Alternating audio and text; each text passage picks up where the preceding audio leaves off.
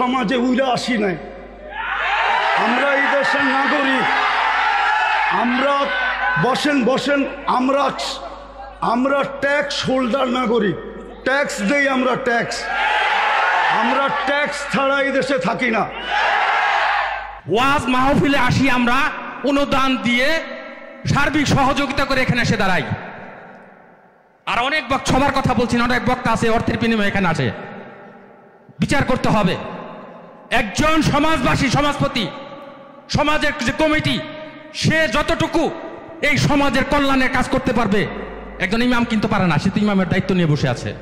আর সভাপতি সাহেব যেই কথাগুলো বললেন ওইগুলোই আমাদের পাথেওর জন্য যথেষ্ট। কেননা ওনারা আমাদের দেশের কর্ণধার। ওনাদের কৃপাই আমরা বেঁচে আছি।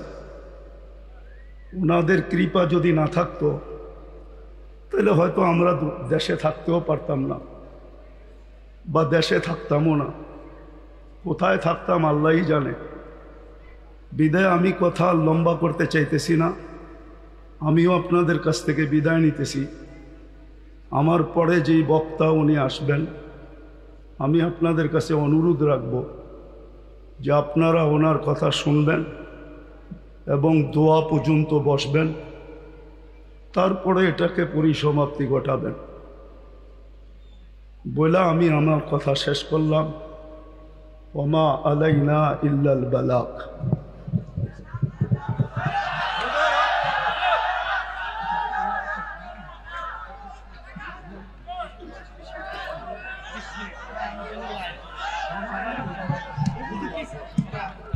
সময় নাই আমার কাছে, আপনি বসেন, আমার কাছে সময় নাই।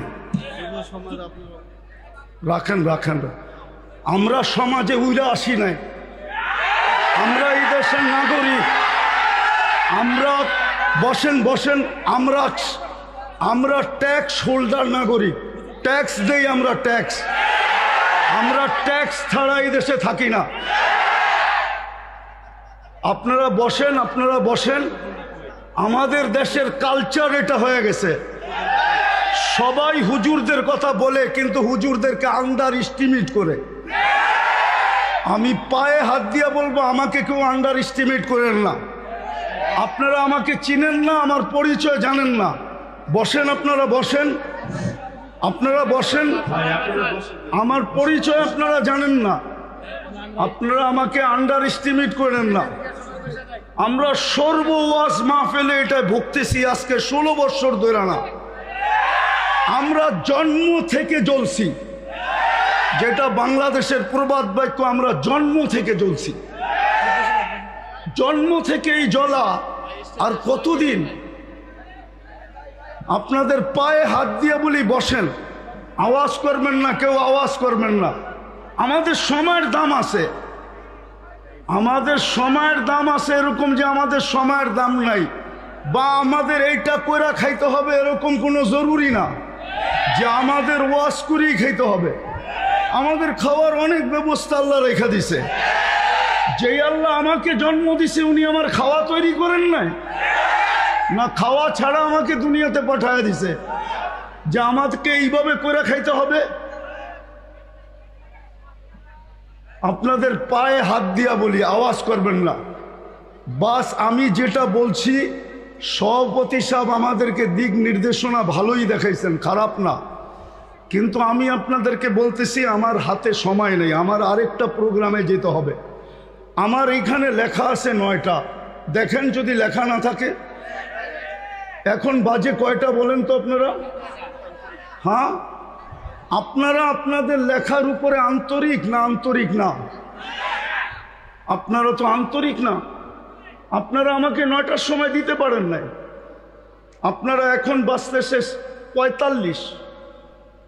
35 মিনিট আপনারা আমার লস করছেন। বিদায় আমি আপনাদেরকে সময় দিব কোত্থেকে? আমার তো ছিল 9টার থেকে আমি 10টা দিব আপনাদেরকে, 1 ঘন্টা। আমার মিশনই তো এই যুবকদেরকে নিয়ে খেলা। আমি তো যুবকদেরকে নিয়েই খেলি। যুবকদেরকে তো আমরাই তৈরি করছি।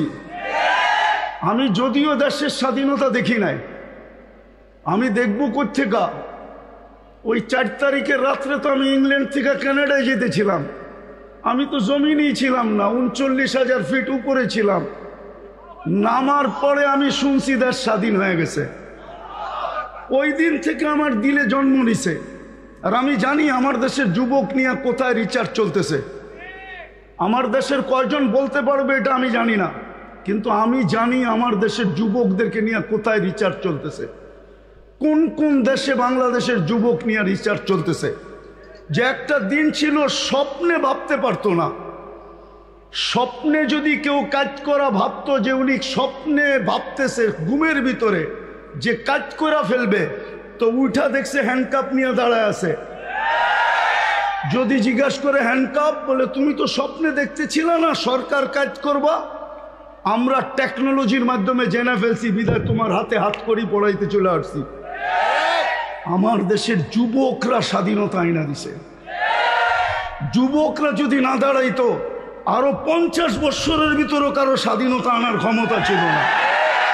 বিধায় আমার যুবকদেরকে নিয়ে কোথায় রিচার্জ চলতেছে আমি জানি। আমি জানি পেন্টাগনের কোন কামরায় রিচার্জ চলতেছে। পেন্টাগন চিনো তোমরা? হ্যাঁ, পেন্টাগন তো চিনো না, ঠিক না? কোন কামরায় পেন্টাগনে রিচার্জ চলতেছে বাংলাদেশের যুবক, এগুলা কি? বিদায় আমার মিশনই হলো যুবক নিয়ে খেলা। নাইলে আমি গত বছর এখানে আসছিলাম রাত্র 1টার সময়। আমি জানছি আমি এইখানে আসবো কয়টায় জানেন? 8টার সময় জানছি আমি এইখানে আসব। যদি আমি জানতাম তো আমি আসতাম না। কসম খোদা, আমাকে কেউ নিয়ে আসতে পারতো না। আমি জানছি 8টার সময় যে আমি এইখানে যেতেছি, কিন্তু আমি এর আগে জানতে ছিলাম আমি আরেকটা মার্কেট আছে ওইদিকে। কি মার্কেট জানি? সুলতান মার্কেট যাব, কিন্তু আমাকে বাইপাস করে এখানে নিয়ে আসছে। আমি জানলে আসতাম না, আমার আসার ইচ্ছা ছিল না। সময়টা অনেক চলে গেছে।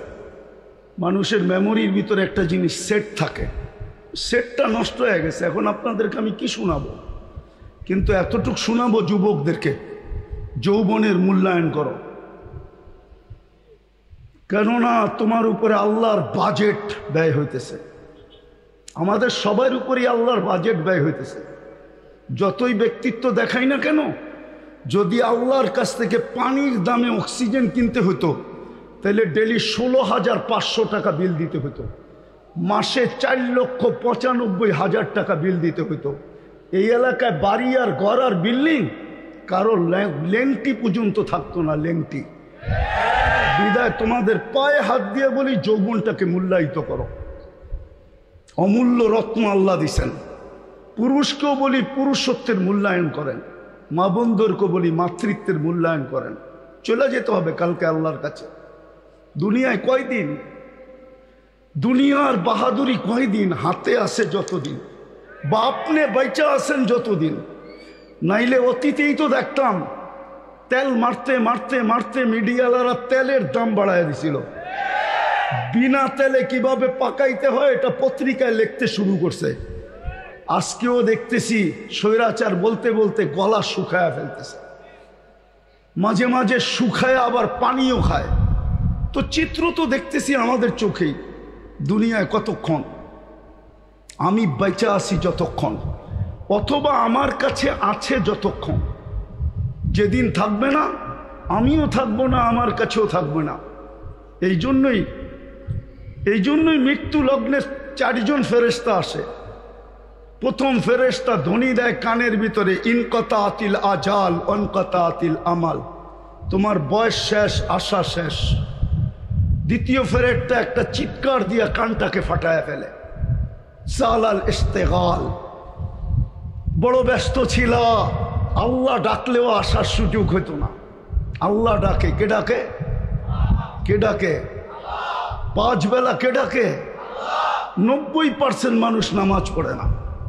আপনি ব্যস্ত? কি নিয়ে ব্যস্ত? ও যুবক, তুমি কি নিয়ে ব্যস্ত বলো আমাকে?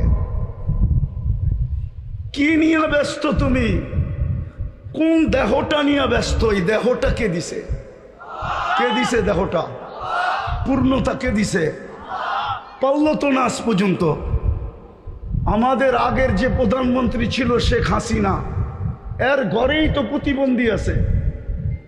লক্ষ কোটি টাকার মানুষ পারল না তো প্রতিবন্ধিত্ব দূর করতে। নাইলে ওনার মেয়ে প্রতিবন্ধী সংস্থার চেয়ারম্যান হলো কি করে? ওনার ঘরে যদি প্রতিবন্ধী না থাকতো, না নাই প্রতিবন্ধী ওনার ঘরে, ওনারা কি জানে না? পূর্ণতা কে দিছে? হ্যাঁ, কে দিছে? এটার ভিতরে পূর্ণতা কে দিছে? এক পানির দামে যদি অক্সিজেন কিনতে হতো, ডেলি 16,500 টাকা বিল দিতে হইতো।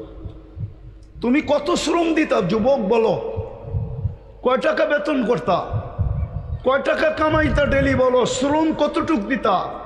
100 গাদার শ্রম দিলেও তো 16,500 টাকা অর্জন করা মনে হয় সম্ভব হতো না। কে বাজেট ব্যয় করে? আরে বলেন না জোরে। ডেলি 16,500 টাকার বাজেট আল্লাহ ব্যয় করে। যদি জিব্বা স্বাদ চেক করে দেয় আমাদেরকে, যদি স্বাদ মেশিন দিয়ে চেক করতে হইতো তাইলে বোঝা যেত ঘরে আগে ফ্রিজ কিনে না মেশিন কিনে চেক করার মেশিন, স্বাদ চেক করার মেশিন। আগে ফ্রিজ কিনে না ওই মেশিন কিনে, আগে ওয়াশিং মেশিন কিনে না ওই মেশিন কিনে, আগে বাড়ি বানায় না আগে ওই মেশিন কিনে, তাইলে বোঝা যেত। আমাদের বিত্তশালীরা তো আমাদের দেশে চিকিৎসা করে না, কেননা আমাদের দেশের 80% রিপোর্ট বলে ভুল হয়। এই জন্য দেখবেন অসুস্থ হইতে দেরি, চুপে চুপে ইন্ডিয়া যেতে দেরি করে না, চুপে চুপে সিঙ্গাপুর যেতে দেরি করে না, চুপে চুপে থাইল্যান্ড যেতে দেরি করে না, আমেরিকা ইংল্যান্ড যেতে দেরি করে না। হইতে পারতো আপনি মেশিন কিনছেন বটে, কিন্তু আপনার মেশিন যদি ভুল রিপোর্ট দিত আপনি কি করতেন? তাইলে তো প্রতিদিন খাইতেন আর প্রতিদিন হাসপাতালে যেতেন। আজ পর্যন্ত তো আপনার জিব্বা ভুল রিপোর্ট দিল না। এই জন্যই তো আপনি বোঝেন না স্বাদ চেক করার কয় টাকা লাগে। এই জন্যই তো আপনি আর আমি চিন্তা করি না গ্রান চেক করতে কয় টাকা লাগে। এরকম এই শরীরটা খুইলা দেখানো যায় একটা একটা। 24 ঘন্টা আল্লাহটা বুক করি। এই জন্যই তো আল্লাহ এক জায়গায় বলছেন, আফা হাসিবতুম আন্নামা খালাকনাকুম আবাস, তোর ধারণা কি তুই অনর্থক সৃষ্টি? তো আরেক জায়গায় হাদিসের ভিতরে বলছেন, আতাইতু কাইনান তানদুরু বিহা ওয়ালা উহাসিব, এটা কি তোর ধারণা যে চক্ষুটা দিলাম তুই সারাদিন দেখিস, এটা অনর্থক আর হিসাব নিব না? চক্ষুর ভিতরে কয়টা ক্যামেরা? 2 চোখে 26 কোটি ক্যামেরা। যুবক যখন তুমি তাকাও তো 26 কোটি ক্যামেরা একসাথে ফ্ল্যাশ করে, একসাথে ফ্ল্যাশ। যেরকম তোমাদের ক্যামেরায় ফ্ল্যাশ হয় এরকম 26 কোটি ক্যামেরা একসাথে ফ্ল্যাশ হয়। আল্লাহ তো এটাই বলতেছে, আতাইতু কাইনান তানদুরু বিহা ওয়ালা উহাসিব, এরকম দৃষ্টিশক্তি দিলাম আর তুমি সারাদিন দেখো আর তোমার হিসাব নিব না। আতাইতুকা উযুনান তাসমাউ বিহা ওয়ালা উহাসিব, তোকে শ্রবণ শক্তি দিলাম, তোর ভাবনা কি হিসাব নিব না? আতাইতুকা লিসানান তানতিকু বিহি, তোকে বাক শক্তি দিলাম, সারাদিন বক বক করিস, তুই ভাবতেছ হিসাব নিব না? শুধু হিসাব নিব না, কোরআন বলতেছে ওয়া রাকিবুন আতীদ, মা মিন কওলিন ইল্লা লাদাইহি রাকিবুন আতীদ। আল্লাহ বলে 2 চৌকিদার বসায় রাখছি, অডিও চলতেছে, 24 ঘন্টার অডিও চলতেছে। এমনকি ঘুমের ভিতরে কি বলো ওইটা অডিও চলতেছে। যদিও ঘুমেরটা ডিলেট করে দেওয়া হবে, বাকি একটাও ডিলেট হবে না। আল্লাহ বলে আতাইতুকা আকলান তুমাইয়িসু বিহি, এরকম একটা ব্রেন দিলাম যেটা দিয়ে তুমি ভালো মন্দ বোঝো, আর তুমি ভাবো তোমার হিসাব হবে না, তোমার হিসাব হবে না।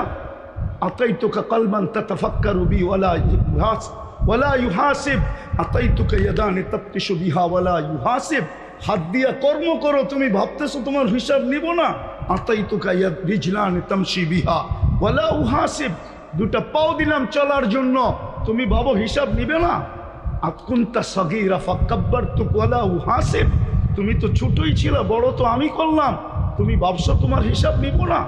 কুনতা যায়িফা ফাকাওয়াইতুকা ওয়ালা উহাসিব, তুমি তো দুর্বল ছিল, তোমাকে তো সুঠামত্ব দিলাম, তুমি ভাবছো হিসাব নিব না। কুনতা জাহিলা ফাআল্লামতুকা ওয়ালা উহাসিব, তুমি তো অজ্ঞ ছিলা, তোমাকে শিক্ষা দিলাম, তুমি ভাবতেছো তোমার হিসাব নিব না? কুনতা মিসকিনা, তুমি তো মার পেটের থেকে অসহায় আসছিলে, ফাগনাই তো স্বয়ং সম্পূর্ণ তো আমরাই করলাম, তোমার ধারণা কি তোমার হিসাব নিব না? এই জন্য বলতেছি যুবক যৌবনের মূল্যায়ন করো, নাইলে কালকে কিন্তু হিসাব দিতে হবে। এটা দুনিয়া রঙ্গময়, যার মনে যা লয়। আল্লাহ ইচ্ছা স্বাধীনতা দিছে, দিকা ইচ্ছা মতো চলতে পারি।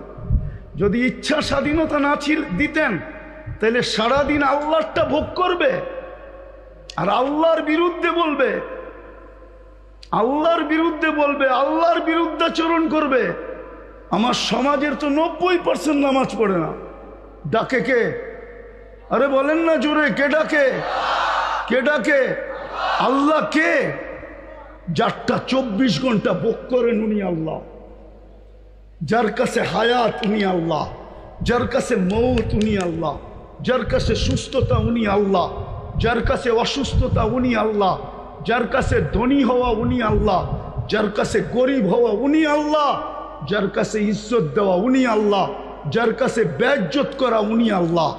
ইচ্ছা করলে সকালের ধনীকে বিকালে ফকির বানাইতে পারে, ইচ্ছা করলে বিকালের ফকিরকে সকালে ধনী বানাইতে পারে। উনি আল্লাহ। শুধু এইখানেই শেষ না, দুনিয়া ভাবে কিছু, আল্লাহ ভাবে কিছু।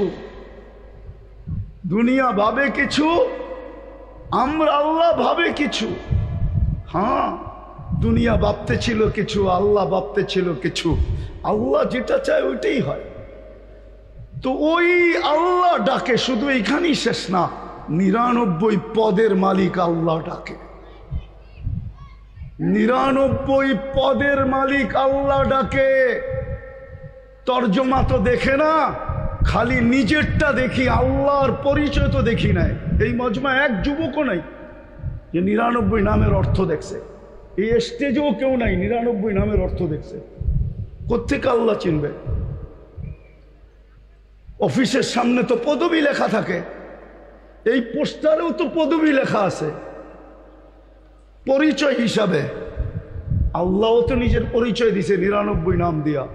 হুয়াল্লাহুল্লাযী লা ইলাহা ইল্লা হু। আল্লাহ নিজের পরিচয় দিছে, আমি আল্লাহ কে ভালো মতে দেখ, তাইলে তোর বিবেকের পর্দা খুলবে, নাইলে একদিন দুনিয়ার জীবন শেষ হয়ে যাবে। আজকে সূর্য এই এলাকায় বলতে বলতে ডুবছে, লান আউদ ফি হায়াতিকা আবাদা। হতে পারে কালকে তোমরা কেউ আমাকে উঠতে দেখবে না। আমি দুনিয়ার শত জায়গা চিনি এই 2 চোখে। আমি একটা দেশ তো দেখি নাই এই পর্যন্ত। 103টা দেশ দেখা শেষ আমার, 60টা মহাদেশ দেখা শেষ আমার। হ্যাঁ হ্যাঁ, আমি শুধু উন্নত দুনিয়া নিউজিল্যান্ড দেখি নাই, বাকি সব দেখা শেষ। আর আল্লাহর মেহেরবানি, দেখতে বেশি সময়ও লাগে না। আমার পাসপোর্টের যে অবস্থা এখন আছে, যদিও কথা মিডিয়ায় চলে যাবে, আমার এয়ারপোর্টে যে টিকিট নিলেই চলবে। আমি বড় অহংকার করে বলতেছি না, আমি চিনি দুনিয়ার ওই জায়গা, এক রাত্রে মাটির সাথে মিশিয়ে দিয়েছেন। ওই জায়গা চিনি যে জায়গায় ঈসা আলাইহিস সালাম দাঁড়ায় জিজ্ঞাসা করছে এক রাত্রে কিভাবে সমূলের অংশ করলো, তো বলছে বিতনা বিল আফিয়া আসবাহনা ফিল হাভিয়া। ফুর্তি করতে করতে ঘুমায় গেছিলাম, নিশ্চিন্তে সকালে উঠা দেখি হাবিয়া দোজকের ভিতরে। আজকে সূর্য বলতে বলতে এই এলাকায় ঢুকছে, এখনো মাটিটা বলতেছে তামসি আলা যাহরি মাসিরুকা ফি বাতনি। হতে পারে এইখান থেকে উঠা কেউ বাড়িতেও পৌঁছতে পারবে না। এর আগেই শোনা যাবে হাসপাতালে নিয়ে গেছে, ডাক্তাররা ঘোষণা দিছে ডেড, চলে গেছে দুনিয়ার থেকে। হতে পারে এরকম। এই জন্য মাটি 24 ঘন্টা বলে তামসি আলা যাহরি মাসিরুকা ফি বাতনি। আমার পিঠে চলমান, অতি সত্তর তুই আমার পেটে আসবি, তারপরে দেখবি ব্যবহার। এই জন্য আমি শেষ জায়গায় চলে আসছি। যুবক, তোমাদের পায়ে হাত দিয়া বলি, শুধু তোমাদের আয়োজন দেখে এতটুকু লম্বা করলাম, তোমাদের পায়ে হাত দিয়া বলি যৌবনের মূল্যায়ন করো। ওই যুবক নিজেকে বানাও যাতে আল্লাহ দেখা তোমাকে বলে লাউলা শাবাবা খুশা। দুনিয়ার মানুষ তোমাদেরকে ইজ্জত দিলে কতটুক দিবে? আমি জানি দুনিয়ায় কতটুক মানুষকে ইজ্জত দেয়, কতটুক দিবে দুনিয়ার মানুষ ইজ্জত। যদি দুনিয়ার মানুষ ইজ্জতই দিত তাইলে এখন বলতে হয় রাজনীতি কথা বলতেছি না, মনের কথা বলতেছি। হ্যাঁ, তাইলে জুলাই সনদ নিয়ে এত টাল বাহানা কোনোদিন হতো না। যদি মূল্যই দিত যুবকদেরকে, যদি জনগণকে মূল্যই দিত যে জনগণ করছে, যুবকরা করছে, তাইলে জুলাই সনদ নিয়ে এত টাল বাহানা হইতো না, এত গড়াগড়ি হইতো না, এত দাম কষাকষি হইতো না, এত ছানাছানি হইতো না, এত ফেটাফেটি হইতো না, এত চিল্লাচিল্লি হতো না। দুনিয়ার মানুষ কতটুকু দাম দিবে? দুনিয়ার মানুষ অতক্ষণ দাম দিবে যতক্ষণ তুমি চামচ হইতে পারো। বাস, তোমার তরকারি বাড়া শেষ, তোমার প্রয়োজন শেষ। আমার কথা বিশ্বাস করো, আল্লাহ তোমাকে দাম দিবে যদি তুমি মূল্যায়ন করতে পারো যৌবনে। আমি হাদিস থেকে দেখাইতেছি কতটুকু দাম দিবে।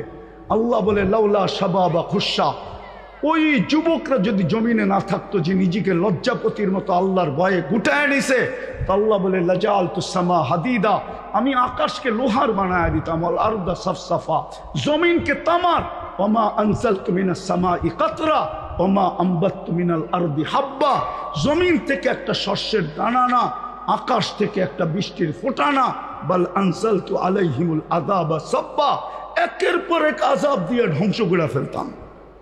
আর করবেন না কেন? আল্লাহ ডাকে, তারপরও তো আসে না, বলে আমি ব্যস্ত, আমি এই কাজে সেই কাজে, এই সেবায় সেই সেবায় ব্যস্ত। আল্লাহ ডাক, যে আল্লাহ অস্তিত্ব দিল, 99 পদের মালিক, শুধু আল্লাহ হইলে না মনকে বুঝাইতে পারতাম। শুধু আল্লাহ তো না, রহমান, রহিম, মালিক, কুদ্দুস, সালাম, মুমিন, মুহাইমিন, আজিজ, জব্বার, মুতাকাব্বিরুল, খালিকুল, বারিকুল, মুসাব্বিরুল, গফফারুল, কহ্হারুল, ওয়াহ্হাবুর, রাজ্জাকুল, ফাত্তাহুল, আলিমুল, কাবিদুল, বাসিতুল, খাফিদুল, রাফিউল, মুইজ্জুল, মুদিল্লুস, সামিউল, বাসীরুল, হাকামুল, আদলুল, লতীফুল, খবীরুল, হালিমুল, আযীমুল, গফুরুল, শাকুরুল, আলিয়ুল, কবীরুল, হাফিজুল, মুকিতুল, হাসিবুল, জলিলুল, করিমুল, রাকিবুল, মুজিবুল, ওয়াসি, আল হাকিমুল, ওয়াদুদুল, মজিদুল, বাঈতুল, শহীদুল, হকুল, ওয়াকিলুল, কবিয়ুল, মতিনুল, আলিয়ুল, হামিদুল, মুসি, আল মুবদি, আল মুঈদ, আল মুহয়ি, আল মুমীত, আল হাইয়্যু, আল কাইয়্যুম, আল ওয়াজিদ, আল মাজিদ, আল ওয়াহিদ, আল আহাদ, আল সামাদ, আল কাদির, আল মুক্তাদির, আল মুকদ্দম, আল মুআখ্খার, আল আউয়াল ওয়াল আখির, আল যাহির ওয়াল বাতিন, আল ওয়ালি, আল মুতাওয়ালি, আল বাররু, আল তাওয়াব, আল মুনতাকিম, আল আফু, আল রউফ, মালিক আল মুলক, আল জালালি ওয়াল ইকরাম, আল মুকসিত ওয়াল জামি ওয়াল গনিয়্য, আল মুগনি, আল মানি, আল দার, আল নাফি, আল নূর, আল হাদি, আল বদি ওয়াল বাকি, আল ওয়ারিস ওয়াল রশিদ, আস সাবুর, জাল্লে জালালু, 99 পদের মালিক আল্লাহ ডাকে। 90 ভাগ আসে না নামাজে, 90 ভাগ নারী পুরুষ নামাজ পড়ে না। সে এক কাহিনী দিয়ে ইতি টানতেছি, এই জন্যই এক আল্লাহওয়ালা কবরস্থানে বৈশা কাঁদতে ছিল। এক যুবক জিজ্ঞাসা করছে, বাবা তুই কবরস্থানে কাঁদিস কেন? এইখানে তোর কান্না দেখবেই বা কে? আর তোর যদি কোনো প্রয়োজন থাকে মিটাইবই বা কে? তুই লোকালয়ে কাজ যায়া। তো বাবা বলতেছে, কেন কাঁদতেছি জানিস যুবক? বললে কি তুই বুঝবি? বলে বল না বাবা, দেখি বুঝে আসে কিনা। তো বাবা বলতেছিল, চোখে দেখতেছি, চোখে। এই মানুষগুলা যখন দুনিয়ার উপরে ছিল, আল্লাহ 24 ঘন্টা মাফ করার জন্য ডাকতেন, কিন্তু কেউ মাপের জন্য হাত উঠাইত না। আজকে 24 ঘন্টা আল্লাহ মাফ করার জন্য ডাকে। যুবক, তোমাকে 24 ঘন্টা ডাকে। এখন তো প্রথম আকাশ থেকে ডাকতেছে।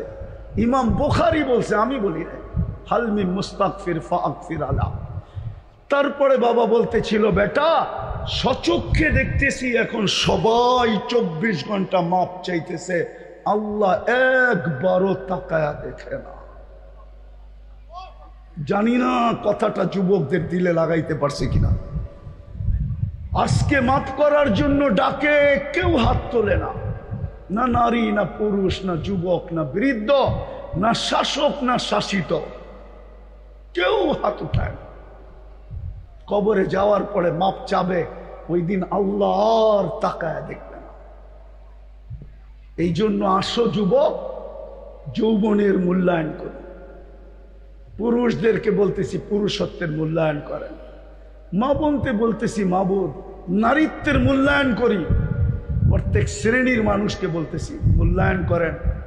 মৌত কখন চলে আসবে কেউ জানে না। ওইখানে কোনো পরিচয় চলবে না। যদি চলতো, একটা বলতেছি একটা, তাইলে আবু তালেবের কবর আজকে 25-30 না 89 থেকে এই পর্যন্ত আমাকে কাঁদাইতো না। হ্যাঁ হ্যাঁ, 89 থেকে প্রথম আমি মক্কা গেছি 89-এ, 89 থেকে নিয়ে এই পর্যন্ত প্রতি বছর আমাকে কাঁদাইতো না। একবার না, যতবার যেই ততবারই কাঁদায়। আমি চিনি উনার কবর কোথায়, কার পাশে, কোন কবরস্থানে, যেটাকে ওলামারা জান্নাতুল মুআল্লা বলে, উপরের জান্নাত, মক্কার কবরস্থান। কার পাশে? খাদিজাতুল কুবরা রাদিয়াল্লাহু তাআলা আনহার পাশে আবু তালেবের কবর। ওই কবর আমাকে কোনোদিন কাঁদাইতো না। বললাম তো 89 থেকে কাঁদাইতেছে, প্রতিবার 2 বার 3 বার, প্রতি বছর বহুতবার কাঁদাইতো না। আপনি চেনেন না আবু তালেবকে? সম্পর্ক কার সাথে ছিল আপনি এটাও জানেন না। আপনি কোত্থেকে জানবেন মুহাম্মদুর রাসূলুল্লাহকে? একটা কথা বলি, কবরে প্রথম প্রমাণ করতে হবে, প্রথম কবরের সুয়াল। যারা বলে প্রথম সুয়াল কবরের মান রব্বুকা, এটা মনে হয় তেমন ঠিক না। 3টা প্রশ্ন হবে, এটা ঠিক, কিন্তু প্রথম প্রশ্ন হবে মা কুনতা তাকুলু ফি হাদার রাজুলি মুহাম্মাদিন। ইমাম বুখারী লেখছেন, ইমাম মুসলিম লেখছেন রহমতুল্লাহ আলাইহি, প্রথম প্রমাণ করতে হবে আল্লাহর রসুলের রঙে তুমি কতটুকু রঙিন ছিলা। কেননা মুহাম্মদুর রাসূলুল্লাহ না হইলে আমরা আল্লাহ চিনতাম না। হ্যাঁ, আল্লাহ চিনতাম না, দিন চিনতাম না, কোরআন চিনতাম না, কোরআন পাইতাম না। মুহাম্মদুর রাসূলুল্লাহ না হইলে এক রাত্র 83 বৎসরও পাইতাম না। এক রাত্র যে 83 বৎসরের ইবাদত, এত বড় মর্যাদা আমাদের কপালে জড়তো না। আমরা তো মুহাম্মদুর রাসূলুল্লাহ চিনি না। মুহাম্মদুর রাসূলুল্লাহ আমার সমাজ চিনে না, আমার সমাজের যুবকরা চিনে না, আমার সমাজের কেউ চিনে না। যদি চিনতো তাহলে বাংলাদেশে কেন চিৎকার দিতে হতো কাদিয়ানীকে অমুসলিম ঘোষণা করার জন্য? হ্যাঁ, কেন চিৎকার দিতে হতো যে কাদিয়ানীকে অমুসলিম ঘোষণা করেন? যেই দেশে 90% মুসলমান, ওই দেশে কেন চিৎকার দিতে হতো? হ্যাঁ, সেমিনার কেন করতে হতো? ওলামাদেরকে কেন এই জন্য জেলে যেতে হতো? কুমের কেন শিকার হইতে হতো? এই মুহাম্মদুর রাসূলুল্লাহ আমরা চিনি না। বিদায় কবরের প্রথম প্রশ্ন প্রমাণ করতে হবে তুমি ওনার রঙে কতটুকু রঙিন ছিলা। হ্যাঁ হ্যাঁ, প্রথম প্রশ্ন এটা। বুখারী শরীফ উঠায়া দেখেন, আমি বানায়া বলতেছি না। মুসলিম শরীফ উঠায়া দেখেন, আমি বানায়া বলতেছি না। প্রথম প্রশ্ন হবে এটা। এই জন্য পায়ে হাত দিয়া বলি, নিজেকে মূল্যায়িত করি, তাহলে দুনিয়ার মূল্য কতক্ষণ। কবির কথাই তো সত্য, मिले खाक में आहले शाह कैसे कैसे, जमी खा गई नौजुआ कैसे कैसे, अजल ने न छोड़ा किसरा न दारा, उसी से सिकंदर सा फाते भी दिहारा, हर एक लेके क्या क्या हसरत सुधारा, परा रह गया यही ठाट सारा, बचपन ने तुझे बरसों खिलाया, जवानी ने मजनू बनाया, बुढ़ा पे आके फिर क्या क्या सिताया, अजल तेरा कर देगी बिल्कुल सफाया, तुझे दुल्हन के रहो सबसे आला, हो जीनत निराली हो फैशन निराला, यूं ही जिया करता है क्या मरने वाला, तुझे हुस्न जाहिर ने धोखे में डाला, जगह जी लगाने का दुनिया नहीं है, ये इबरत की जा है तमाशा नहीं है, अफा हसिबतुम अन्नमा खलकनाकुम अबस। শুধু ঐতিহ্য থেকে যাবে, ঐতিহ্য বেশি দূরে তো না, এটাও তো গাজীপুর, ঠিক না? হ্যাঁ, এটা গাজীপুর তো। হ্যাঁ, বাওয়ালের রাজা নাই, কিন্তু জমিন নিয়ে কামরা কামরি এখনো চলতেছে কোর্টে। আমরা চিনি কারা কামরা কামরি করতেছে। আমরা এই দেশেই থাকি, আমরা এই দেশেই বড় হয়েছি, আমরা এই দেশেই ব্যাকগ্রাউন্ড নিয়ে উঠছি। আমরা চিনি কারা বাওয়ালের জমিন নিয়ে এখনো কামরা কামরি করে। আর নাই, ঐতিহ্য আছে, ঐতিহ্য। যুবক, তোমারও ঐতিহ্য থেকে যাবে, আমারও ঐতিহ্য থেকে যাবে, আমরা থাকবো না। চলো আজকে তওবা করে আল্লাহর কাছে নিজেকে দামি বানাই। পারবা তওবা করতে? কে কে পারবে দেখি? তাইলে তওবা করি। আল্লাহ, অতীত থেকে তওবা করলাম। বলো বলো, মনের থেকে বলো, মনের থেকে। সর্বশেষ আজকের থেকে তওবাকে অভ্যাস বানাও। ঘুমের সময় তওবা করে ঘুমাও, নাইলে হইতে পারে একদিন তুমিও চিৎকার দিবে, আমিও চিৎকার দিব, কিন্তু আর তাকায় দেখবে না। আজকে 24 ঘন্টা ডাকে শুধু তওবার জন্য। আর সর্বশেষ আজ থেকে নামাজ ছাড়বো, পাক্কা ওয়াদা। আল্লাহ আমাদেরকে আমল করার তৌফিক দান করেন।